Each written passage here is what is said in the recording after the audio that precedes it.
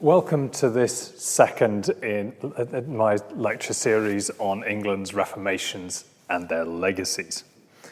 The idea of the series is that an event as complicated and as contentious as the English Reformation can't be reduced to a single master narrative. Instead, what I'm aiming to do is to show it to you from 6 different perspectives, 6 different accounts of how the story played out. All of them are, I hope, truthful, or at least factually accurate. Which one you or I might think is the most truthful is a question for another day. Today's story, though, is one of the bleaker versions of events, England's unwanted Reformation. We might even use the term that was coined for it at the time. In some countries, the Protestant Reformation was a mass movement. Protestantism in much of Germany, Switzerland, the Netherlands, Poland, Hungary, Scotland, as you can see here, even France. In these countries, the Protestant Reformation may not have been popular, and everywhere a great many people loathed the new religion, but it was a mass movement. Townspeople, aristocrats, sometimes even peasants, mobilized to create new religious worlds in the teeth of opposition from their rulers. But in a few territories, the story was reversed. In Sweden, in some German territories, in Ireland, and in England, the initiative came from the top. Populations that had shown at best little interest in religious innovations were suddenly compelled to embrace them. The tale of how England's Protestant Reformation was rammed down the country's unwilling throat isn't the whole truth, but it's a part of the truth which most English people have been too ready to forget, except, that is, for England's persistent Catholic minority, who've made that narrative their own.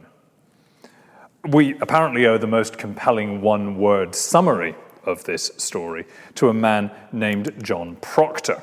He was a schoolmaster who, like a great many others, found an unheroic but sincere path through the dangerous confusion of mid-16th century England.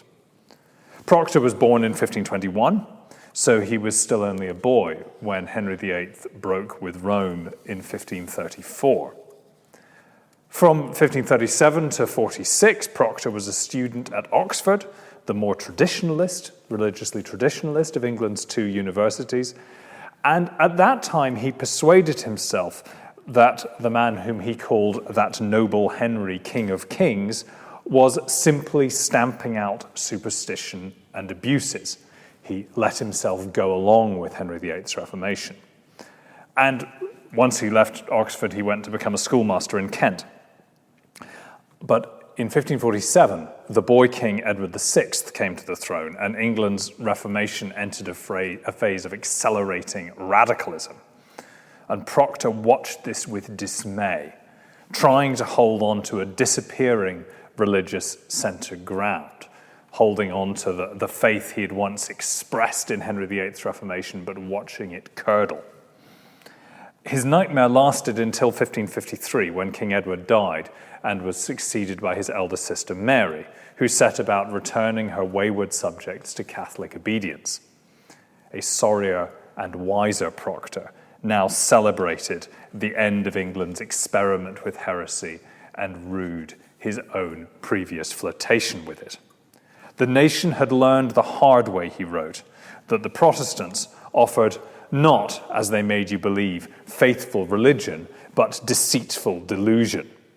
Not truthful preaching, but ruthful breaking of all Christian orders.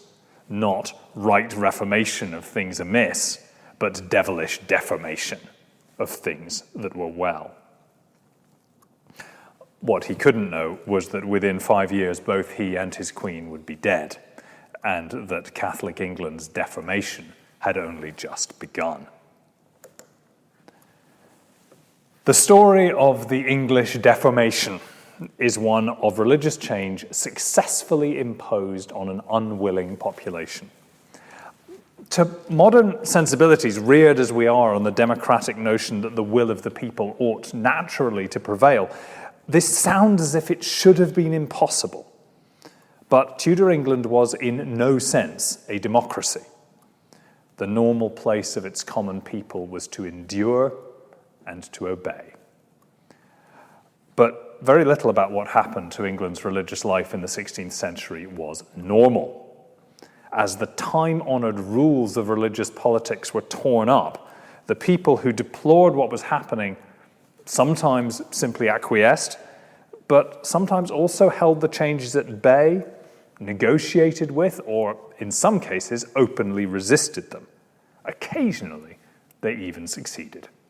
And that's our story today. So let's begin in the late 1520s, as the people of England became aware that their king was proposing to throw over his long-standing, faithful and pious wife, Queen Catherine, in favour of a scheming, younger, French-educated rival, and to declare his daughter a bastard in the process. Now, this proposal could be and was defended in terms of canon law or reason of state, but it could not really be defended in terms of common morality. You might say, who cares? Subjects' opinions about their monarch's marriages didn't usually matter very much. But once it became clear that Henry VIII was planning to throw out not just his lawful wife, but also the Vicar of Christ, the Pope, popular distaste acquired a harder edge.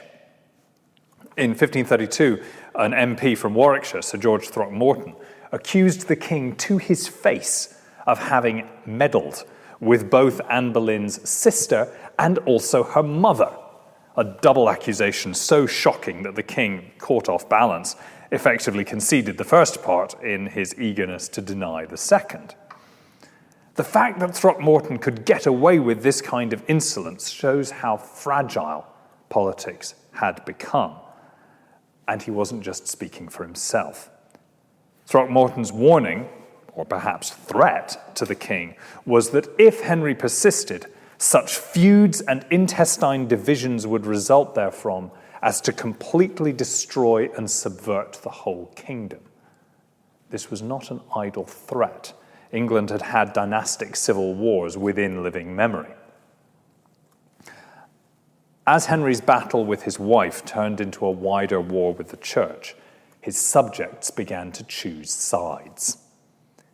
It was all too obvious that many of the king's supporters at court were self-serving careerists, while most of his opponents were taking their stands on principle and had nothing to gain and everything to lose from doing so. The moral authority that they thereby acquired was considerable. John Fisher, the elderly, pious Bishop of Rochester, was England's most internationally eminent theologian. He also became Queen Catherine's earliest and most consistent defender. And as the stakes became plainer, other, more politically cautious churchmen began to find their consciences too. Stephen Gardiner, the young, ambitious Bishop of Winchester, derailed his own hitherto effortless political ascent in 1532 when he discovered that he could no longer bring himself to collaborate with his king's schemes. Even Archbishop William Wareham of Canterbury, a long-serving, generally rather pliable prelate, was finding it impossible to ignore his conscience. In early 1532, he prepared what would have been a blistering speech to be delivered in the House of Lords, citing Magna Carta and the ominous example of St. Thomas Becket, to argue that the king must not trespass on the liberties of what he called Ecclesia Anglicana.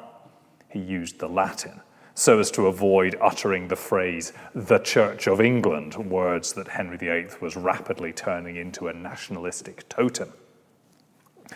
Bishop Fisher and Archbishop Wareham were both connected to a maybe more dangerous figure still. Elizabeth Barton, the Holy Maid of Kent, a servant girl turned nun, whose pious visions were acquiring a dangerously political edge. She claimed that God had told her that if the king remarried, he would forfeit his throne and be deposed within a month. For a brief moment, Barton looked like a new Joan of Arc, the peasant girl who a century before had helped to drive another English king from one of his thrones. The fact that these threats never came to a head was chiefly due to the man who, at that disastrous royal interview with George Throckmorton, intervened to limit the damage. Thomas Cromwell, Henry VIII's chief advisor and man of business by the 1520s, the strategic mastermind who pushed the royal supremacy through. He sidelined the conscience-stricken bishops, paralyzed as they were by their twin loyalties to God's church and to their anointed king. Wareham wrote his blistering speech but never delivered it, and he had the decency to die in August 1532, just in time to be replaced at Canterbury by a surprise candidate.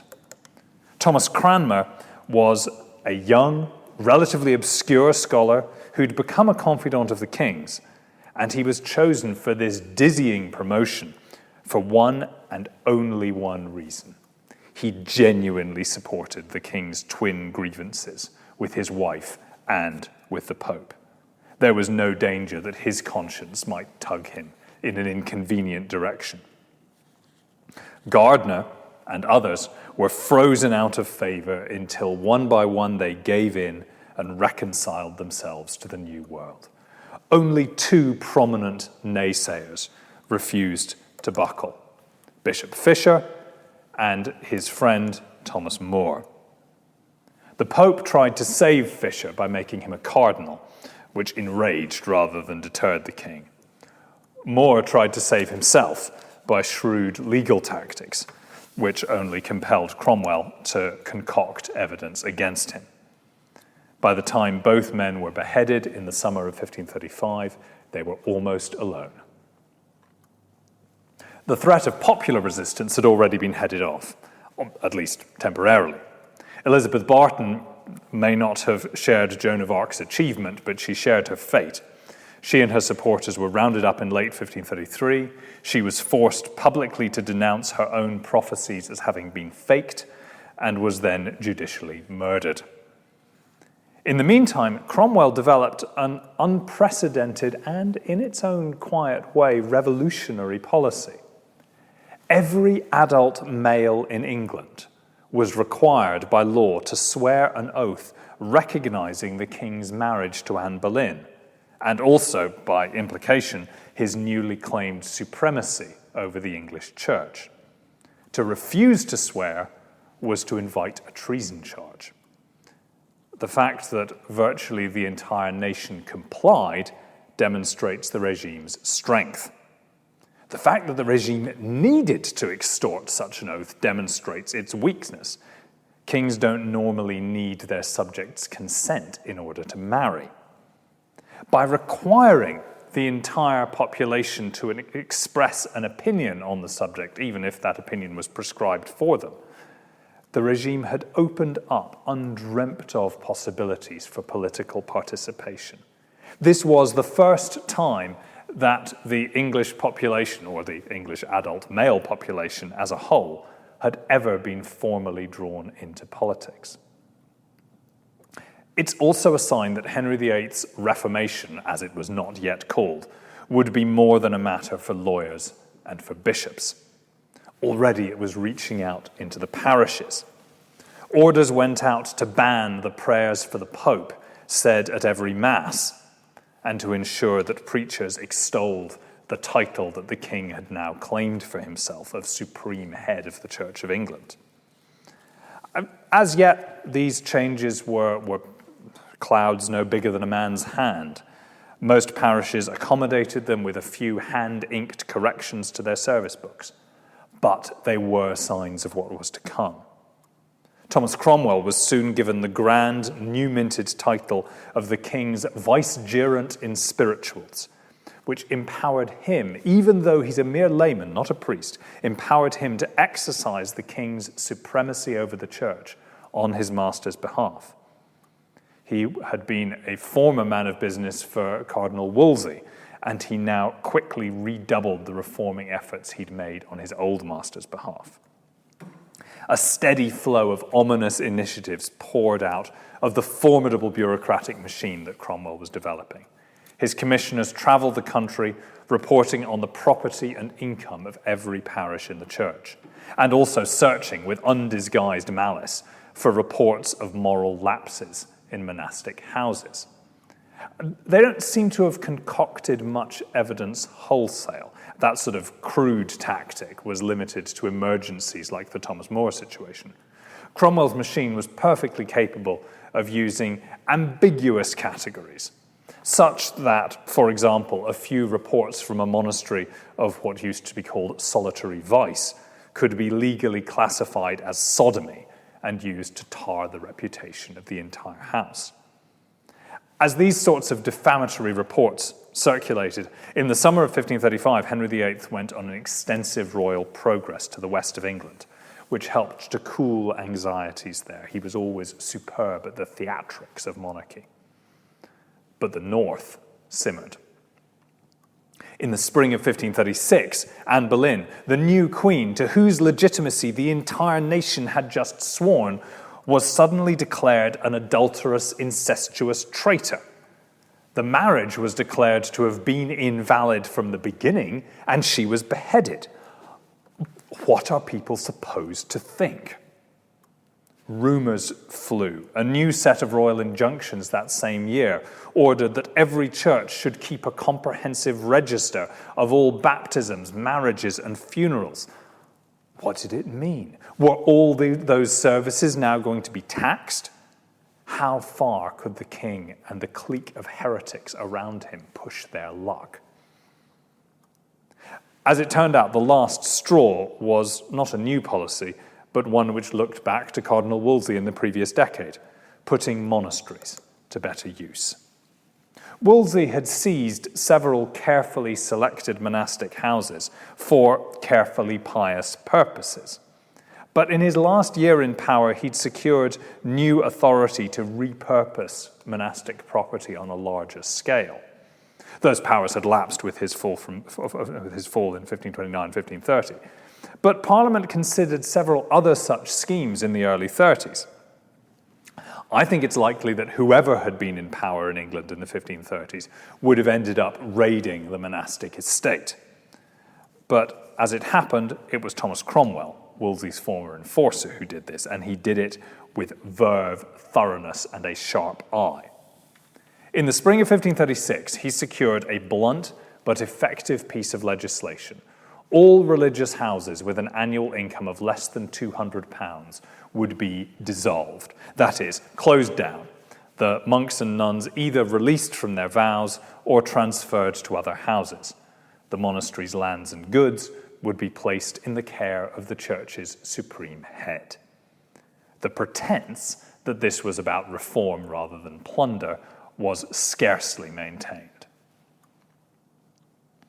The commissioners who set out to enforce this policy in the autumn of 1536 touched a match to an already tinder-dry bonfire of popular grievance and suspicion, especially in the north of England, where parish churches were thinly scattered and monasteries and the services that they provided were integral to many lay Christians' lives. The revolts began in Lincolnshire, and they rapidly spread north. The biggest, the most dangerous rising, centred in Yorkshire, called itself the Pilgrimage of Grace for the Commonwealth. These pilgrims marched under a banner of Christ's wounds. This is one of the surviving ones. Ominously following the example the regime had set them, they bound themselves with a common oath. They declared their loyalty to the king, but they also declared that they were gnawn in their conscience with spreading heresies, suppression of houses of religion, and other matters touching the commons' wealth. And indeed, the dissolution was at the center of their concerns. It was a disaster, they said, whereby the service of God is not only minished, but also the plurality of your realm be unrelieved. So spiritual and secular concerns are intertwined. But the rebels also bluntly demanded that the circle of heretics around the king must be driven out, that the bastardized Princess Mary should be restored to the line of succession, and at least some degree of the Pope's authority should be restored. Within weeks, there were 40,000 rebels in arms in the north, in alarmingly good order, and there were frightening whispers of sympathy in the south as well. London was abuzz with reports of the rebels' demands. The city authorities tried to impound weapons. The furious king scrambled together what forces he could, but it quickly became clear that if it came to a fight, he and his Reformation could not win. It was a moment, maybe the moment, when popular will could conceivably have stopped the English Reformation. And it didn't happen. The king didn't win a battle, but he didn't need to. Instead, he outlasted and outmaneuvered his opponents. He lulled them into dispersing with empty promises. He found pretexts to abandon those promises as soon as it was safe to do so. He rounded up and slaughtered the ringleaders, and he imposed martial law on the north of England. So it was a turning point, but not the one the Pilgrims had wanted. The king's opponents had shown their hand and lost. Who was going to stand in his way now?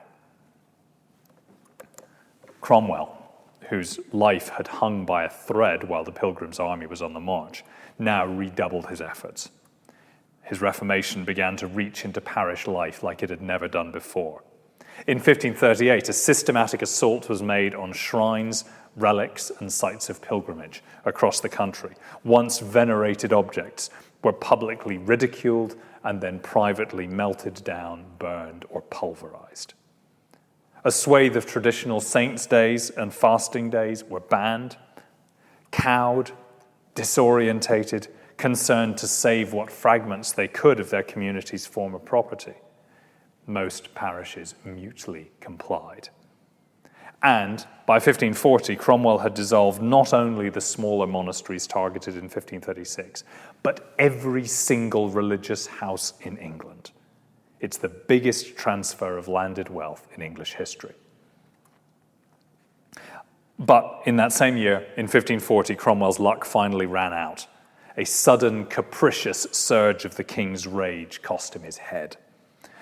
There have been any number of explanations advanced for Cromwell's fall, ranging from the elaborate to the storybook simple, but whatever you make of the frantic political maneuvers of that spring and summer, the fundamental fact remains. Even the most skilled gambler who plays dice with the devil will sooner or later lose a hand. This is what tended to happen to people whom Henry VIII was intimate with. It's what had happened to Cardinal Wolsey and to Anne Boleyn before, and others, not least Archbishop Cranmer and the king's last wife, Catherine Parr, came within a whisker of the same fate.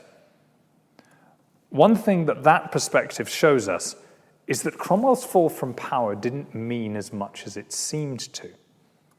Combined with a law passed the previous year in 1539, the so-called Act of Six Articles, which declared the king's loyalty to a set of traditional Catholic doctrines, that law, plus Cromwell's death, encouraged English Catholics to believe that the tide had turned and that the worst was over. But the execution of Cromwell was not a carefully considered change of direction. It was a spasm of homicidal paranoia. Henry VIII had come to enjoy his self-image as the purifier of the English church and the accompanying profits. In 1541, a long-delayed royal progress to the north of England brought a shocked king face to face with the continued veneration of images and statues there, and a fresh purge of idolatry followed. Archbishop Cranmer persuaded the king to introduce a new English language form for processional prayers in 1544. Those prayers did not, however, bring victory in the ruinously expensive wars with France and Scotland. And so in late 1545, a new law gave the king power to seize the endowments of chantries, colleges, and virtually any other church foundation he pleased. In 1546, he seriously considered systematically stripping the assets of England's two universities. before deciding in his capricious way that it tickled his fancy more to found an ostentatious new college at each of the two universities instead. By then, Henry VIII was already seriously ill. When he finally died in early 1547, his crown passed to his 9-year-old son, here doing his best to show that he's a chip off the old block. But the question was who would rule in the boy's name. And whether by chance or not, in the last 2 months of the old king's life, the murderous dance of court politics lurched decisively against the religious conservatives. When the music stopped, when the king died on the 27th of January 1547, Bishop Gardiner, the leading conservative churchman, was once again frozen out of favour. The Duke of Norfolk, the leading conservative nobleman, was only hours away from being beheaded. The king's death actually saved him. The new regime was a little less homicidal, although the 6 years in prison that he enjoyed instead permanently broke his health. In what amounted to an internal coup, the government of England was seized by a determined clique of Protestants, headed by the king's swashbuckling uncle, Edward Seymour, the brother of Henry VIII's third wife. Seymour became Duke of Somerset and Lord Protector. England has never been ruled by a government whose views are so sharply out of step with the country as a whole. There was more to the programme which this government pushed insistently through over the next 6 years than simple destruction. Yet traditionalists could be forgiven for feeling that way. A new set of royal injunctions ordered every parish to take away, utterly extinct and destroy all shrines, coverings of shrines, pictures, paintings, and other monuments of feigned pilgrimages, miracles, idolatry, and superstition, so that there remain no memory of the same. Even before the injunctions were issued, it had begun. Protestant provocateurs were attacking images, rightly confident that no one was going to stop them. In November 1547, even the Great Rood, the crucifix in St. Paul's Cathedral in London, was desecrated. Printers began producing outspokenly evangelical works, viciously mocking pieties that had once been universally respected. No one was willing to print the books making the opposite case. If parish priests were inclined to argue, the regime suspended all preaching licenses until a new wave of preachers could be approved. And in the meantime, an official set of printed sermons were sent to every parish, and reluctant priests ordered to read them aloud. The regime's determination to push through this agenda was sharpened by its desperate need for cash. Protector Somerset hurled himself into a fresh and ultimately doomed war with Scotland. In late 1547, the regime did what Henry VIII had threatened and dissolved all the chantries and collegiate churches. The universities alone were accepted. This second dissolution is now much less well known than the assault on the monasteries, but its impact was comparable. Another vast swathe of property passed into royal hands. These endowments had supported many thousands of priests, almost as many as held parish positions. They'd acted as teachers, as scriveners, or in other vital roles in local communities, and they're now pensioned off on a pittance. The prayers that they'd said and the sacraments that they'd celebrated on behalf of the deceased parents, grandparents, and children of the parishes simply stopped. The principal link between the worlds of the living and the dead that their work represented had been cut. And the ratchet of change only accelerated. In 1548, as the chantries and colleges were being shuttered, traditional liturgical practices like the use of holy water were banned. A new English language order for the Mass, up till then always in Latin, was implemented. Senior clergy who objected were one by one deprived of office, imprisoned, or driven into exile, but not killed. That's a sign that this regime lacked both Henry VIII's self-confidence and also his vengefulness. In 1549, the most imposing physical monuments of the old religion, the roods and the consecrated stone altars, were destroyed.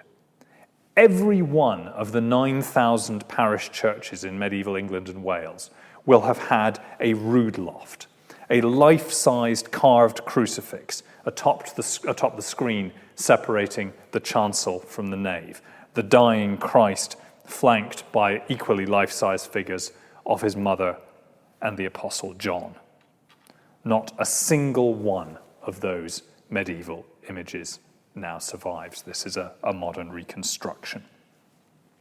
An ominously titled Act of Uniformity required that from the Feast of Pentecost in 1549, every parish should abandon its old liturgy in favour of a new English order of service, to be the same everywhere, with the forceful title, the Book of Common Prayer.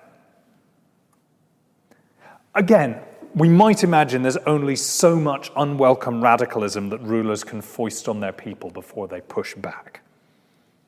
In the summer of 1549, a wave of unrest swept across much of England, stirred chiefly by economic woes. The population had been growing for decades, slowly pushing up rents, impoverishing peasants, enriching landowners. And that situation is now worsened by a surge of inflation as a cash-strapped government begins debasing the coinage to fund its wars. So in the summer of 1549, there's rioting, there's looting, there's attacks on landowners, there are encampments as alarmingly well-ordered troops of protesters assembled to petition their rulers for redress and make clear that they're not going home until they get an answer that's satisfactory. Some of these protesters wrapped themselves in the banner of the old religion. In Hampshire and Sussex, there was talk of marching under the flag of Christ's wounds, like the Pilgrims back in 1536. In the southwest, probably the most persistently rebellious corner of England, it went beyond encampments. There had already been disturbances in Cornwall in 1547 and 1548, including the lynching of a senior cleric. The rebellion there in 1549 is much more serious. The Cornish rebels focused not on the economic woes that were prominent in the rest of the country, but squarely on religious change. In 1536, the trigger had been the assault on the monasteries. This time, it was the new English Book of Common Prayer, which the rebels dismissed as a Christmas game, a parody of true religion. They marched east, hoping to rally the region to their cause. But they made it no further than Devon, and the support that they found even there was less than they hoped. The city of Exeter held out against them before it was relieved by a royal army, and the rebels were now pursued west, cornered and slaughtered, despite their attempts to surrender. Dozens of priests, the presumed fire starters of the rebellion, were killed in reprisals. So once again, a moment when popular will might have forced a change of direction had come and gone. Because across most of the rest of England, the campers seem, if anything, to have aligned themselves not with the old religion, but with the new one. Protector Somerset's favourite preachers had spent 2 years touring the country, blaming the woes of the people on the greed of landowners and presenting their own moral crusade as a solution, a stance which may seem naive, but we do have to say it was sincerely meant. Now, whether the campers of 1549 really accepted those kinds of claims or just thought it was wise to adopt their ruler's cant, a great many of them did couch their economic complaints in the regime's own Protestant religious rhetoric. Protector Somerset pretended to listen to them. I mean, in truth, he was unable to do anything else. Most of the campers dispersed without serious incident as the summer wore on, being soothed by promises of listening from the centre. Only in Norfolk did a combination of some specific local woes and a ham-handed government response lead to serious violence, the incident known to history as Kett's Rebellion, which ended with a foreign mercenary army. Always good to use foreign mercenaries if you need to put down a rebellion amongst your own people. A foreign mercenary army slaughtering thousands at the Battle of Dussindale on the 27th of August, 1549. The political fallout from this summer of chaos was dramatic. Protector Somerset was blamed by those in the centre of the regime for having led the country into chaos, and he's forced out of power. The government took on a steely new face. Its dominant figure was the man who had won the Battle of Dussindale against the Norfolk rebels, John Dudley, the Earl of Warwick. He soon elevated himself to the title which he's most remembered by, Duke of Northumberland. But once the dust was cleared from this autumn of furious political intrigue, it became clear that the one thing that this reconstituted regime was not going to change was its religious policy. That was still dominated by convinced Protestants, not least Archbishop Cranmer, but above all, the precocious young king himself. The ratchet of change only accelerated. Further asset stripping, even extending to parishes' communion silver. A new, more radical revision of the prayer book. A new set of 42 articles of religion, defining the English Church's doctrines as unambiguously Reformed Protestant, the tradition which would later be called Calvinist. So the rebellions of 1549, in the end, did the same thing that those of 1536 had done. A dangerous brush with popular opposition didn't weaken the reformers, it strengthened them. The political potency of religious traditionalism in England is at its lowest ever ebb during the final 3 or so years of Edward VI's reign. The remaining conservative churchmen are prized out of office and replaced with Protestant zealots. Their lay supporters are left mute and bewildered, many of them clinging to the fantasy that when the king grew up, he would be their good lord and restore true religion. These people, like our Kentish schoolmaster John Proctor, had gone along with Henry VIII's Reformation. They'd sworn to accept him as supreme head of the church. They'd trusted that he and his heirs would be true to the faith that they hoped he shared with them. Now that trust was going septic on them. But what could they do apart from utter helpless prayers? And then, in the summer of 1553, those prayers were answered. Instead of growing up to be a Protestant tyrant, the 15-year-old king died of tuberculosis. He tried to fix the succession in favor of a young Protestant cousin who just so happened to be married to the Duke of Northumberland's son, but the plan was carried out too ineptly and it smelled too much of trickery to succeed. Instead, in the century's most successful rebellion, Henry VIII's cast-off eldest daughter, Mary, swept to the throne.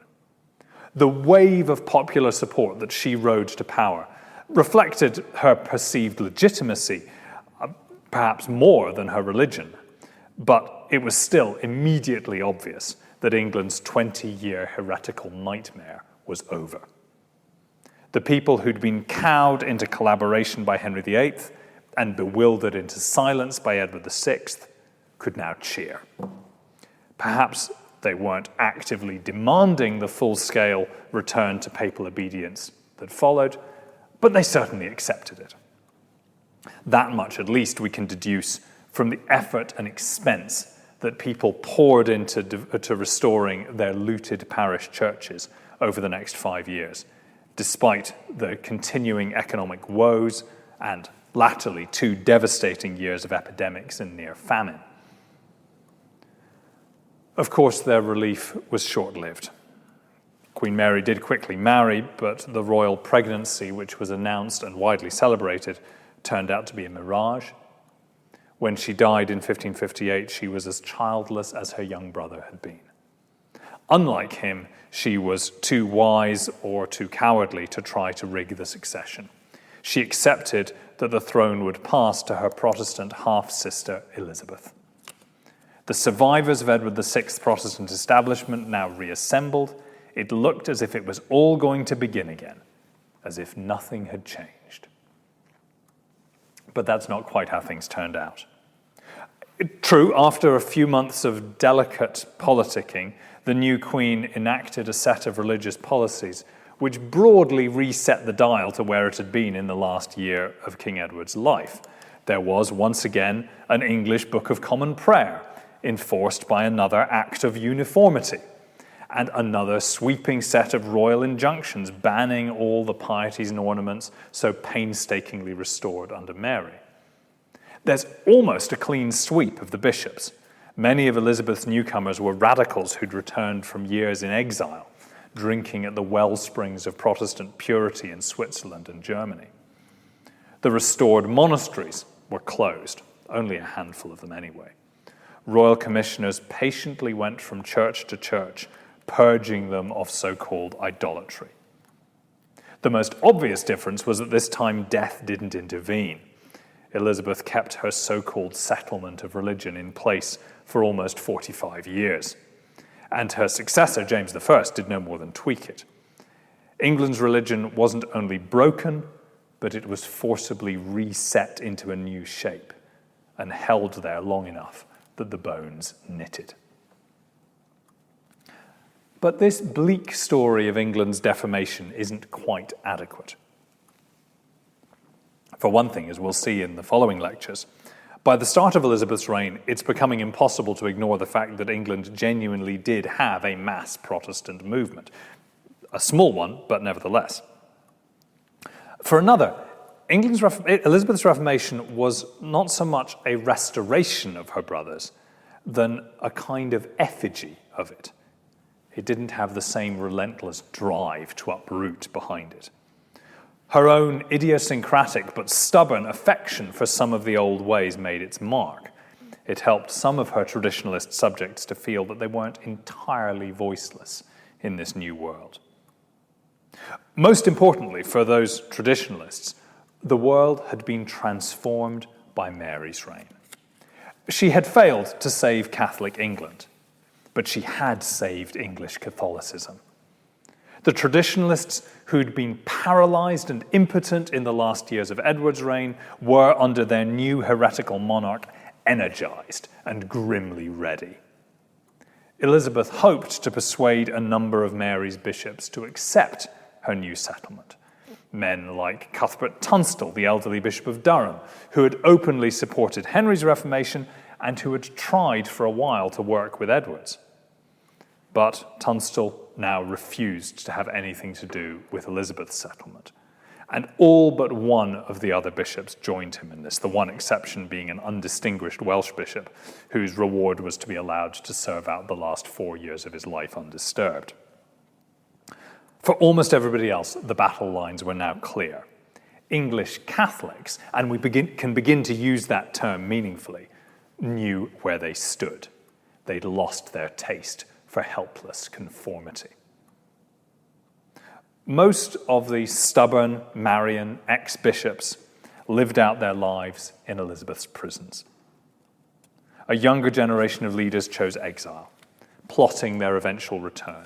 They bombarded the new regime with printed polemics. They worked to drum up continent-wide support for their cause, the most obvious fruit of which was a new seminary for English Catholics, established at Douai in the Netherlands in 1568. But most of those who were now thinking of themselves as Catholics remained in England. Some chose to be recusants. This was a newly created legal category defining those who defiantly refused to attend Protestant worship and had to pay a regular fine as a result. Others became so-called church papists, that is, papist at heart, but nevertheless attending the established church, cloaking their Catholic allegiance in a show of outward conformity. What no one knew was how strong these Catholic remnants were. For a decade, Elizabeth and her ministers sedulously avoided confronting or provoking them.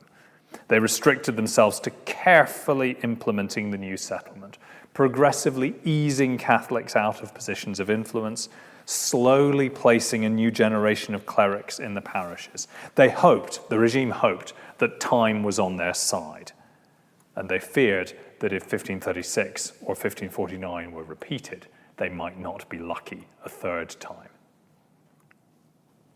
The phony war was brought to an end when a political crisis that had been simmering since the beginning of the reign boiled over. The crisis was the same crisis as it always was with the Tudors, the succession. Queen Elizabeth was unmarried and childless. Most of the serious candidates to succeed her, should she drop dead one day, and she was seriously ill in 1562, this was a real threat. Most of the serious candidates to succeed her were Catholics.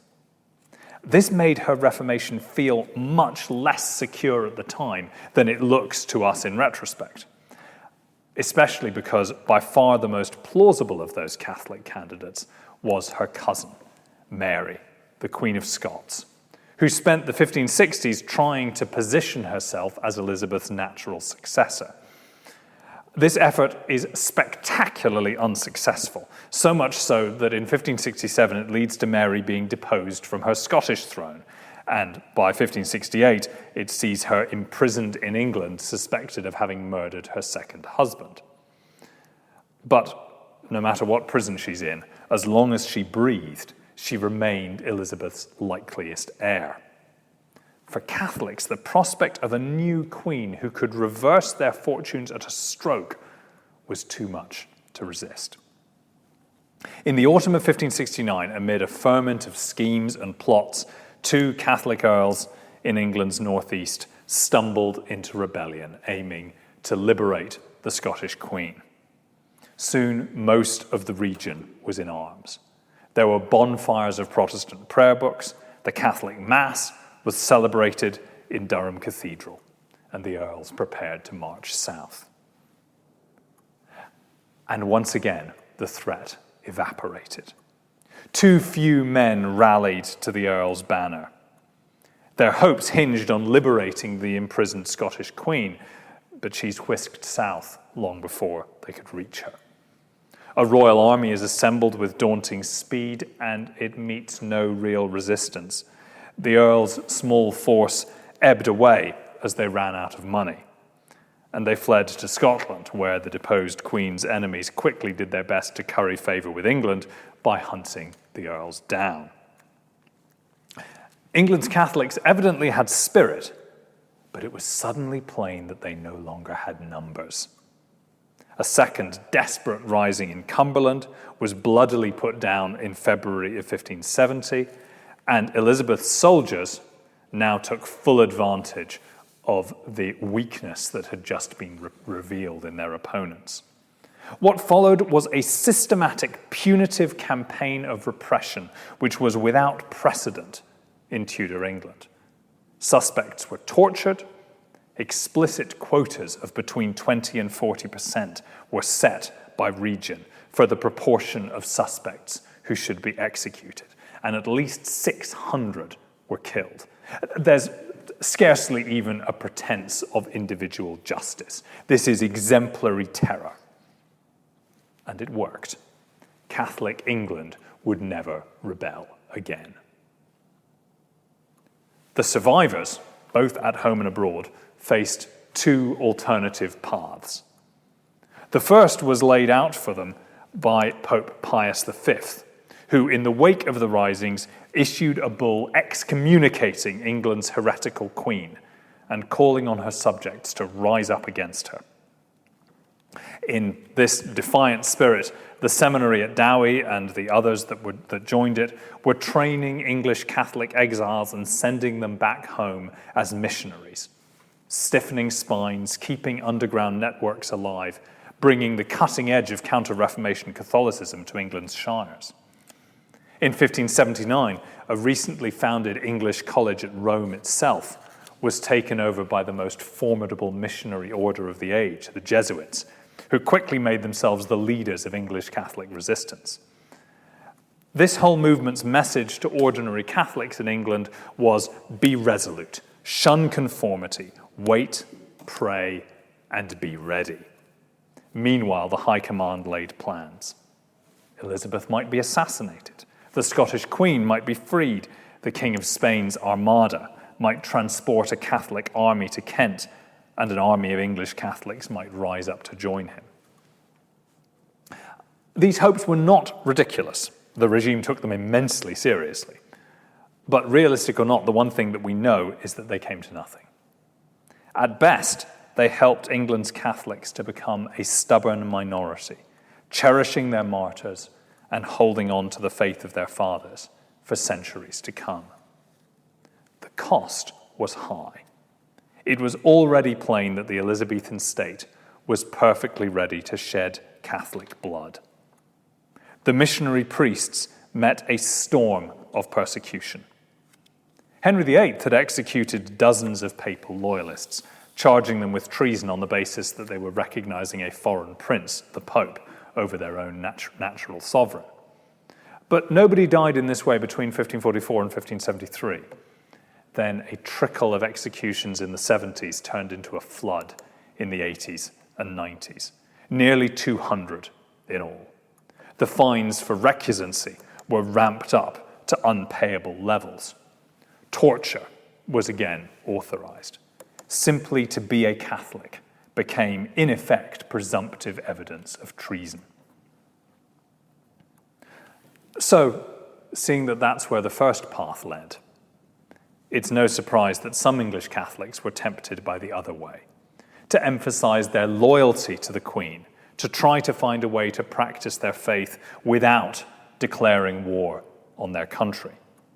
The Jesuits staunchly opposed such compromises. And so by the late 1590s, the English mission is bitterly divided over this issue into pro- and anti-Jesuit parties. And Elizabeth's regime naturally does everything it can deliberately to stir up trouble amongst these opposing groups. Rome eventually has to intervene to settle the dispute, and the compromisers are the ones who get slapped down. As if to emphasize the point, in 1605, one group of very uncompromising Catholics nearly pulled off the most audacious plot of them all, to blow up the new King James I and his entire parliament with gunpowder. But it was the compromisers who had time on their side. There would be no more spectacular plots after this. And regular persecution came to an end too. King James's diplomatic opening to England's Catholic powers, and especially his son Charles I's marriage to a Catholic princess who was allowed to practice her faith at court. These things gave English Catholics friends in high places once again. There were spasms of bloody panic during the Civil War of the 1640s, during the Exclusion Crisis and the entirely imaginary popish plot of the 1670s. But aside from those feverishly paranoid moments, it slowly became clear that a kind of equilibrium had been reached. England's deformation was not going to be reversed by some political deus ex machina. But nor were England's Catholics going to be exterminated. They and their Protestant neighbours would have to work out a way of living together. To see how that could be made to happen, look at the Sussex town of Arundel. This was the realm of the FitzAlan family, the Earls of Arundel, who were staunchly loyal both to their Catholic religion and also to their Protestant monarchs. In the Middle Ages, the town's collegiate church had also housed, in the same building, the FitzAlan family's chapel. There'd been a simple iron gate built to separate the two parts of the building. When Henry VIII seized the collegiate church's assets in 1544, the Earl secured a unique coup. He managed to buy the part of the building that was the chapel back as his private property. And so from then until now, St. Nicholas's Church in Arundel has been an entity which is unique, but which is also a microcosm of the whole of England, a divided church housing a frozen conflict. Most of the building is the Protestant, now rather the Anglican, parish church, where the monarch is still acknowledged as supreme governor. But on the other side of that gate, A gate that still stands, a gate that was never unlocked between 1544 and 1977, and has only been opened a handful of times since then. On the other side of the gate stands a Catholic chapel. Of course, for most of those centuries, this was illegal. But as long as the FitzAlans and their heirs, the Howards, pretended to conceal it, successive Protestant governments were willing to play along. The pretense that England was no longer a Catholic country was the same game played on a larger scale. In fact, Catholicism is built into the very architecture of post-Reformation England. To ignore the fact that only a gate separates the two takes a continuous effort of the will. Whether you see that gate as a disfiguring scar or as the kind of fence that makes for good neighbors is up to you. But nothing would be more simple or more destabilizing than to swing it open. Thank you very much for being with me for this lecture today. Our next lecture in this series is at the beginning of February.